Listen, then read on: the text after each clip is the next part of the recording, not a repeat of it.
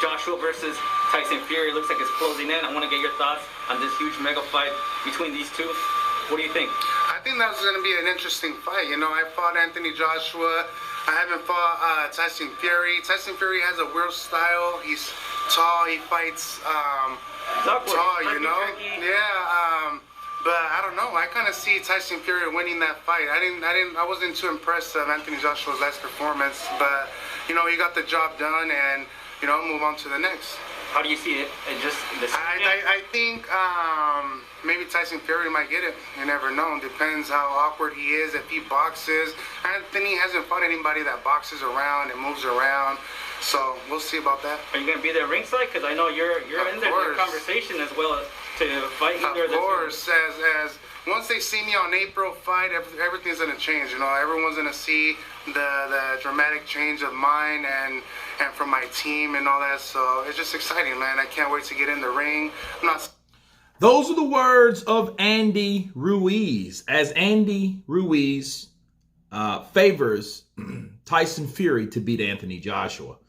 And the reason for that is you heard Andy state that he has a herky-jerky style, but what did you catch? He said he fights tall, okay? And he has the herky-jerky, and he thinks that Tyson Fury may get him because Tyson Fury, Anthony Joshua hasn't fought a boxer that moves around. Now, let me counterpunch. This is exactly what I expect Andy Ruiz and how he is supposed to answer this particular question based on experience. See, Andy Ruiz beat Anthony Joshua because Anthony Joshua tried to fight his fight. He tried to fight his fight not knowing that it was more fight in that fighter than he expected, and he paid dearly.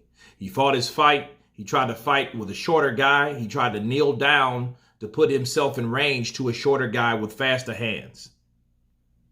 Powerful or more powerful or not, that doesn't matter. Why? Because Andy Ruiz had these bees. It didn't matter if he was a stronger puncher or anybody else.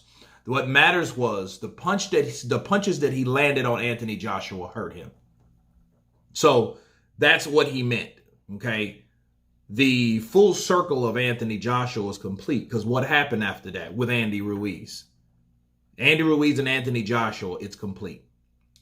For one, Andy won that fight. Andy dropped him 4 times.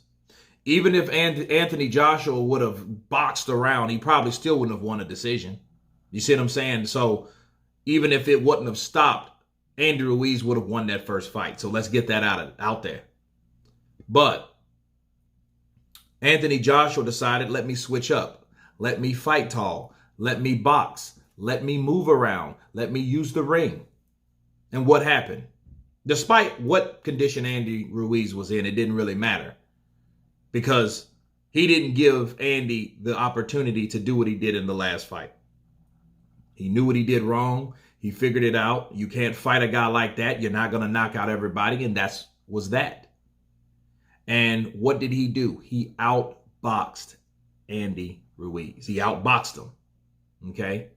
And the irony of that was Andy Ruiz said that Anthony Joshua was really not a good fighter, really not a good boxer. He said those things.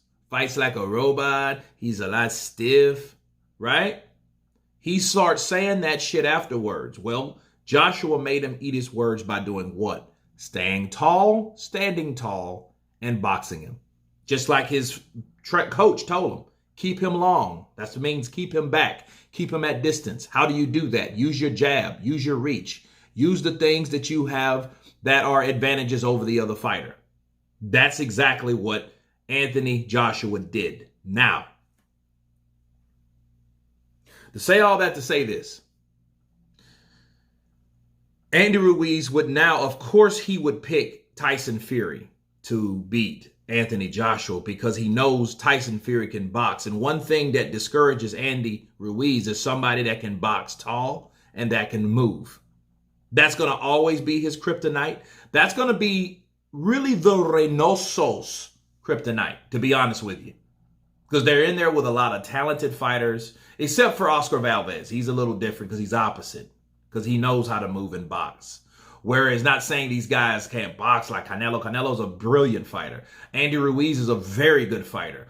Cuban Flash, he's the Cuban school, so he knows how to box, and he's learning more and more by the Reynosos. But what I'm saying is, these guys, Andy Ruiz and Canelo in particular, will always have problems with boxers that move. Okay, it don't really matter how good your head movement will be. If a guy that moves and a target that constantly moves, you can't target a moving target. They might get better at it, but they will always have problems. And then I think in this interview, Andy Ruiz is admitting that. He's admitting that hey, this particular fight, I give it to Tyson Fury because he's better at doing what he already knows how to do.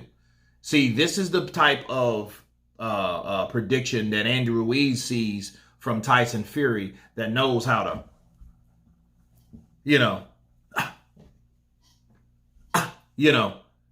the stutter step, the erky jerk, the feints, the jabs, the boxing ability, the ring IQ. He knows that.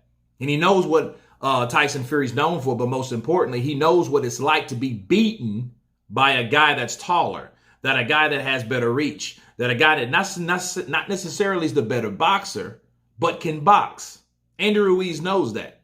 That's why he would look at both of those guys and he'll see, well, Anthony Joshua fought like Tyson Fury pretty much, like how Tyson Fury normally fights. Not the Wilder fight, that's a different fight, but normally how he fights. Pre-Wilder fight or pre-Wilder rematch. So he knew that. That's why he picked what he picked. He picked that guy because he knew that guy can box. And maybe Anthony Joshua might have the same problems that he had with Anthony Joshua when Anthony Joshua was moving in boxing. Okay? However, that is a different story because if you have two guys that box, it just depends on how and what strategy these guys choose to make. But I do see Andy Ruiz picking Tyson Fury because he knows Tyson Fury is better at boxing than anything else. And he knows that he has problems with boxers. So what he's doing, he is adding and sharing his own personal experience on what and who I would have the most problems with. You see what I'm saying? That's what Andy Ruiz does. Because fair play, he never fought Tyson Fury.